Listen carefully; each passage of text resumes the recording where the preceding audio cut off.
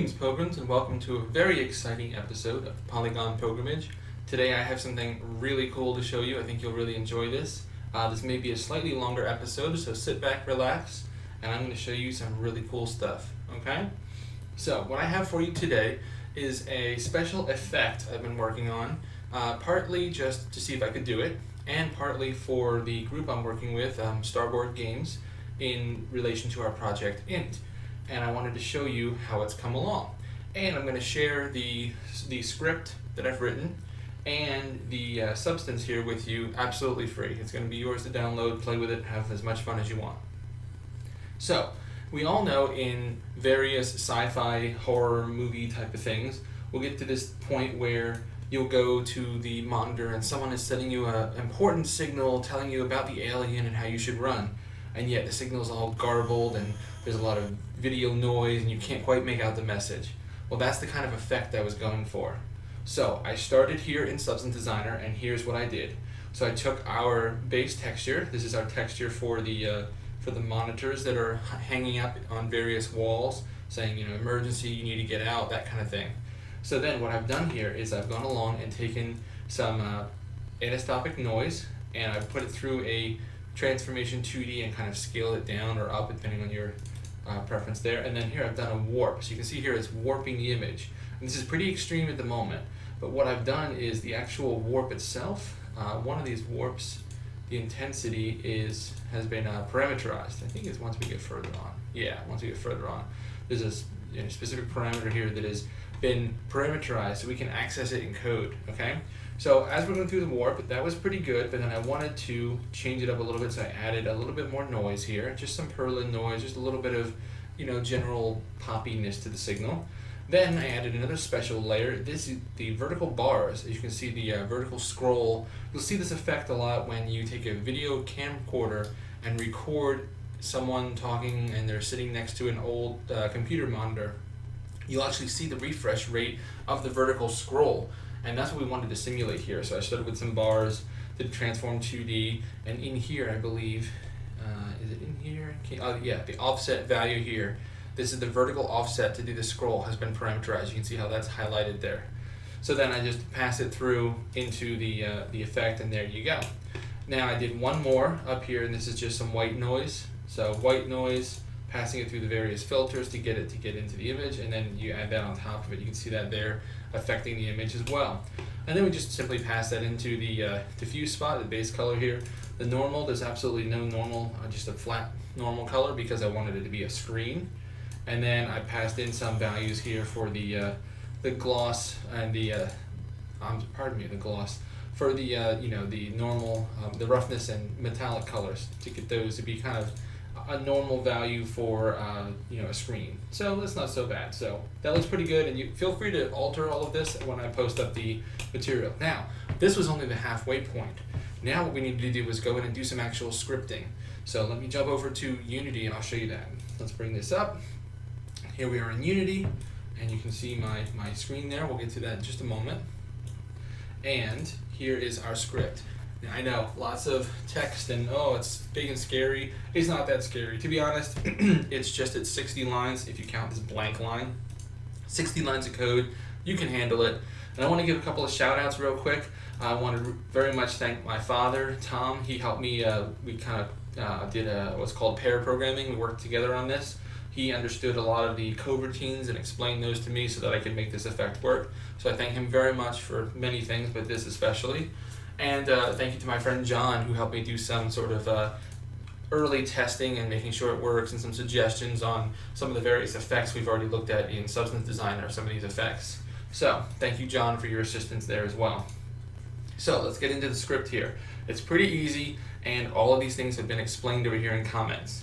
So we have a Boolean value, a true or false, on or off, to actually turn the effect on or off. So you can actually pause the screen, pause the effect. It won't take effect any longer. And these are all accessible through code, obviously. Then we have a couple of values here. So these are all floats, except the last one here is an int, and this is the delay between the iterations of the interference. So you can have a delay, so it'll be 3 seconds, a little bit of mess up, and it'll pause again for 3 more seconds, a little bit of mess up, that kind of thing. Our vertical scan, this is the rate at which, there you go, rate of vertical scan the role of that effect, okay? And we'll look at that. And then the final one is the tear amount range. So this is the amount of visual tearing of the image. Now what's interesting is this is a range. So whatever value you set this at, it actually goes a little bit below and a little bit above that value. So pick where you want your middle value to be for this value. And all of this is changeable, you guys. You can have access to the script. There'll be a download link in the description. You're absolutely welcome to take this and tweak it, do what you like, try it, learn it. All right, so then we have our procedural material. This is where you're going to put in the material, the special SBSAR file that we'll export. We have our horizontal bars. This is sort of a convenience, something my dad and I do in order to break up some code. Our offset, min and max, see this is how it bounces, and a couple of vectors and an offset here. So this is all stuff that we need for the code to work. So it's all explained over here. It's not too bad, don't worry about it. So to begin, start when the script begins. We need to go ahead and get a handle to our material. So this is the line to do that. Our variable here is called mat, M-A-T, and it says get component renderer dot shared material as procedural material. We need to cast it as a procedural material. So instead of just saying get this thing, and I'm telling you explicitly it's going to be one of this type of thing, okay? So there we go, we have that. Now, down here in the update happens once a frame. And for a game in Unity, you're talking 29.97 to 30 frames a second. So this happens 30 times a second. But all we're going to do is, if we are active, if we have not checked this Boolean at the top to say turn it on or off. So if it's on, then we're going to run our start coroutine. Now a coroutine is sort of like you're in the middle of doing one household chore and you stop and go do another one, and then you return to the original one. Okay, so you kind of stop what you're doing, go off and do something else, and then take the output of that and move forward with that output. So we're going to start our coroutine. Think of it as like a mini function in a way. Our coroutine is called interference effect. Yeah, the magic of coroutines, absolutely. So here is the coroutine. IEnumerator, interference effect. So while we're active, we're not turned off the effect yet, do these various things. And these things are all the things we just talked about. We get our offset and we say, hey, if the offset is less than this, I want you to bounce in this way. Otherwise, I want you to do this. You can look into this. I'm not going to explain the whole thing right now because it is a little complicated, but if you read through it, you will understand it, and we'll see it in action in just a moment, so it'll make a little bit more sense. Then here we set the material based upon the range, and then we run this rebuild textures. That's the important part. That's the magic, is that the rebuild textures tells the procedural material, I've given you some new parameters, so now I need you to go ahead and redo what you've already done. Start over and show me the new outputs, and that's what that will do. Then we do our yield return, wait for seconds, we wait for the interference delay, and there we go, we're all done. Down here, late update, last thing we do before we move on to the next frame. So remember, we're doing this 30 times a second. So we're done with frame 1, we do all of this, and then we say, okay, let's rebuild one more time to add the final effect, and then we loop back to the beginning. And that's really all there is to it. I know it sounds really complicated, and it looks really complicated if you're not familiar with code, but honestly, once you get this in front of you and you get to see how it works, you'll understand it and just piece it apart. That's what I did. It took me a little while, but you just piece it apart. All right, so enough gabbing about how it all works and how wonderful it is. Let's see it in action, shall we? Okay, so here is our billboard type thing. We'll see it again in a moment. And here's our signal interference on our image. And I want to thank the guys at Starboard Games and for them allowing me to use one of our early levels here to kind of showcase this effect. So let's go ahead and take a look at it. So if I click on the board here and open up Hollow Screen, you'll see over here, signal interference script. And it is active, and I have the delay set to be very, very long. So I'm going to turn that down quite a bit. Let's turn that down to around 10. There we go. Vertical scan, 0.5 is pretty good, I've found. And the amount of tearing, I'm going to put this up to 50. Okay, so that's a pretty good starting value where you'll see the effect pretty well. And if you look down here, my material is a standard shader called signal interference. And here's a couple of my materials. And then if you look down here, you see our procedural properties. These are the things that are actually being affected by our script up here. So right here, the horizontal bars offset, the Y value, the Y amount, and the signal tearing offset Y value. Those three things are what are affected by these three things here. Okay? So let's just go ahead and press play and see it work, and then I can show you how we can change some values. So I'm going to hit play, and we're going to begin the scene. And here as I walk over, you'll see that's a pretty cool effect. Look at that. So now what we are doing is every frame, we're actually altering the texture. And you'll see that it's not just adding noise on top of it, it's actually affecting the image beneath. So this is a true signal interference. And I have to give a shout out to the texturing guys. I love this thing. Important, read or die. It's just kind of funny, you know, emergency, emergency, get out of here.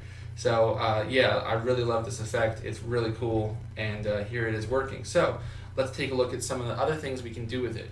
So I'm going to go ahead and pause. Now I'm in pause mode, so in pause mode I can actually change some of these values. So I'm going to turn down the delay to see what a quarter of that delay looks like.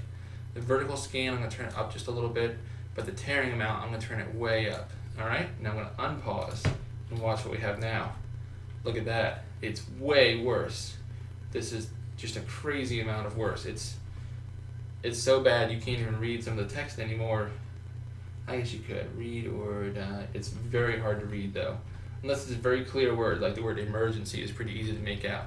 Alright, so just for giggles, let's make it as bad as we can, all the way up to there. Undo. So here's as bad as it gets. Okay, now one of the things you could do as a challenge is see how bad you can make it, see if you can make other changes.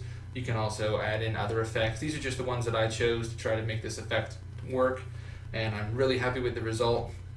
So I cannot provide you with this object here in the script. However, I can show you the way this is built. Is very important to note. It's actually two objects that are part of a prefab. Okay, so my prefab is called HoloBoard Sig Inter for signal interference, and that's made of two objects. It's made of the hollow screen, and it's made of the hollow board, which is the board. See if I move this. The board is just the metal framing, and then the actual hollow screen object is the actual screen. And the hollow screen object, if I go underneath the placeholder there into the hollow screen, this is the actual model. This is where you apply the script and the SBSAR, okay? So if you look here down in my project settings here, you have signal interference, SBSAR, there it is, okay? And what you do is you open up the archive, and it's the very first object here. Not the actual, these are the actual materials, you see them? We don't want that, we want this guy right here.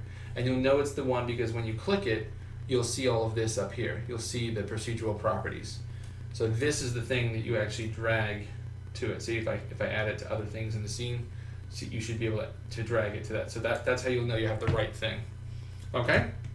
So, as a recap, we've created a signal interference effect by combining a SBSAR, which is the output here from Substance Designer. And to do that, you just go to your Explorer and you select, I've got two of them loaded here, previously looking at it. You just go up to here, and the little arrow up with the save icon allows you to publish the selected elements, and that will bring up the SBSAR. You'll save that out. Save that out, and you can import it into Unity. And we'll go over next week or the week after next. I'll have a video about the 4 ways to import things into Unity. It's very handy. But for now, if you just right click and say import, or go up to File, Import, Assets, Import New Asset, you can import it in there. And you should put this in a material folder. My structure here is a little messy at the moment. Into a materials folder, and put your script into a scripts folder.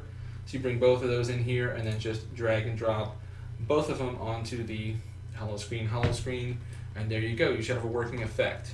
Now, one final note is that when you do this in Substance Designer, this first node here is a bitmap node, and I'm going to have to replace this with something else to give you guys. I can't give you guys this here. But that bitmap node has to be an image, and you have to import it into the Substance, and you have to rebuild this whole chain using that first node. So what I would have to do is delete this and actually bring in a new bitmap. So see, from File, and I have to choose something. So I have to choose something that I have on my desktop, or some kind of material. Let me look for what I have. Just as a quick example, because I want to show it to you. Things I can't show you. Okay, so here's an image I took the other day just to kind of show off my desk. There it is. Okay, so here's an image of my desk, which I posted on Facebook, and you'll see, so pretty good. And so then you take this and drag this into the chain, okay? And you just rebuild the chain from there. So now here's my image being affected by all of the effects. Okay, so you'll have to just do that really quick in order to make your material work. That's very important to do that, and then publish the archive. And then you can bring that archive into Unity and set up your whole effect. So I appreciate you guys sticking with me. I know it was a bit of a longer episode, a little bit of ranting there, but I wanted to explain everything as best I could to you guys. I really hope you guys enjoy this. I've been really excited to show you guys this effect because it is just so cool. I stood and stared this like, oh man, that looks so neat. It's a subtle thing, but especially if you had like a horror first-person game here, you roam around, you go, oh, I need to look at the map. Now imagine this was like a holographic map, and it's all messed up here, and the lights are flickering, and that's just a really icing on the top kind of thing. So I hope you guys have enjoyed it. I really enjoyed making it. If you have other effects or designs like this you want me to attempt for you, I'd be happy to build them. And as always, I'll provide them to the community absolutely free. I want you guys to have these things and learn and grow. So as always, guys, keep practicing, get better, and I will see you next time as the pilgrimage continues.